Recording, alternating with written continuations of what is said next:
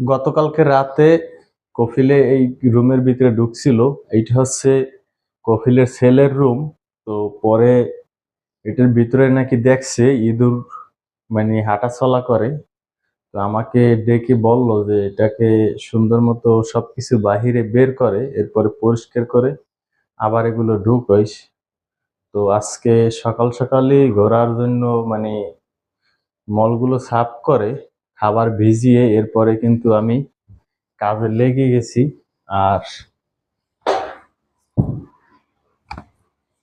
হয়তো তার কথা অবশ্যই শুনতে হবে, নয়তো মনে করেন টাকা তো আর দিবে না। আর এই ঘরটা, মানে আমার সাথে আরো একজন আছে, সে শুধু ঘুম আর ঘুম, সে উঠে নাই। সে কখন উঠবে মনে করেন 8:30, 8টা, 7:30 এই রকমের টাইমে উঠে। তো আমি একা একা সকালবেলা করি যতটা পারি। এক কথায় তাকে কোনো কাজেই বলি না, কারণ তার সাথে একটু মনোমালিন্য হয়েছিল কিছুদিন আগে, মানে কোরবানির আগের দিন। কপিলে বলছিল যে সকালে এই কাজটা করিস, তাকে আমি বলছি কিন্তু সে সকালে উঠে নাই। আমি অন্য অন্য কাজ করছি কিন্তু ওই কাজটা করা হয় নাই। এই জন্য যাই হোক, ওইসব কথায় না যাই। তো এই ঘরটা সম্পূর্ণ পরিষ্কার করতে বলছে। এরপরে হয়তো ঘোড়া ওদিকে মেতাইতে আছে, ঘোড়ার জন্য খাবার টাবার সবকিছু দিতে হবে। মানে কি বলে, দানাদার খাবার ভিজিয়ে রাখছি এর আগে। আমি ঘুম থেকে উঠছি তখন বাজে 5টা, এখন বাজে সম্ভবত 7টার মতো। তো এই জন্য সকাল সকালে এই কাজটা আগে আমার করাই দরকার, কারণ বারবার কফিলে বলে গেছে। কি আর করবো, বিদেশ যেহেতু করতে হবে, যেসব কথা বলে সবই শুনতে হবে। বাহিরে মনে করেন একটা কি কয়, এই ইলাচি কার্পেট, তাতে যে বালু, মানে এরা আবার পার্টি করতে গেছিল ঈদের সময়।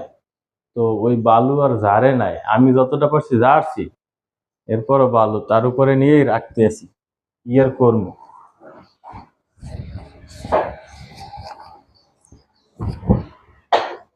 আল্লি বিল্লি যাওয়াই হোক, আমি এখন একটু ক্যামেরাটা বাহিরের দিকে নিয়ে রাখি, তাহলে হয়তো দেখতে পারবেন কোথায় রাখি এগুলো।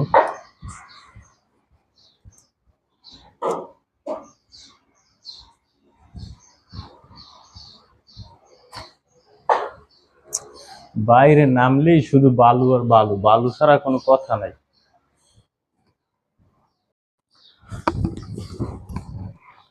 মূলত কি ভাই, একা একা, এই জন্য মনে করেন ক্যামেরাটা এইদিকে নিকুতকুন, এইদিকে নিকুতকুন, ওইদিকে নিকুতকুন, মানে ঘুরিয়ে ফিরে এরপরে বসাই এক জায়গায়, আর এর একবারে মানে ভিডিও বানাই।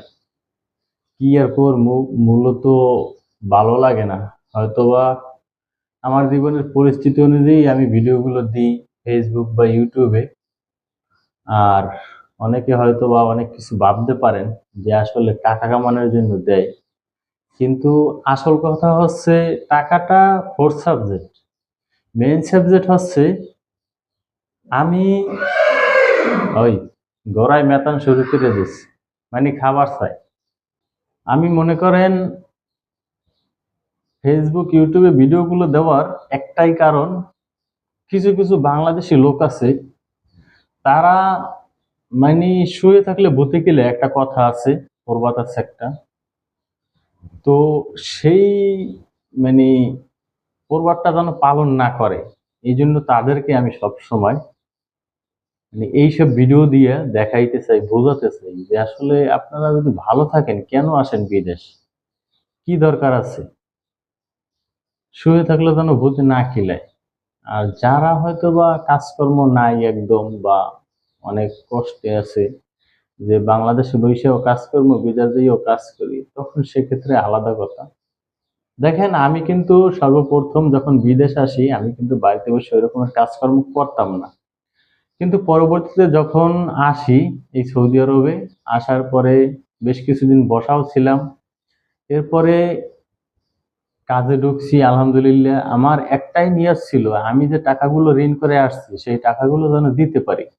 এরপরে আমার কাজ হলে হোক, না হলে না হোক, তাতে আমার কোনো দুঃখ নাই। পরবর্তীতে আমি আসার পরে সম্পূর্ণ টাকাগুলো প্রায় 6 মাস, 6 মাস একটু বেশি লেগেছিল, 8 মাস 10 মাসের মতো লাগছিল সম্পূর্ণ টাকা ঋণ পরিশোধ করার জন্য।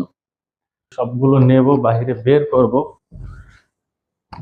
তো ওই যে পাওয়া গেছে, ও ইয়েস, আমি এখনই দেখাইতেছি। ইঁদুর, ইঁদুর বলতে বাইকটা সম্ভবত। আমার কফিল আসলে খারাপ বলে নাই। তো দেখেন, এখন আমি কি বলে সেই যে যার জন্য ঘর পরিষ্কার করতেছি তাকে দেখাবো। ওই যে দেখেন সাদা, ওই শালা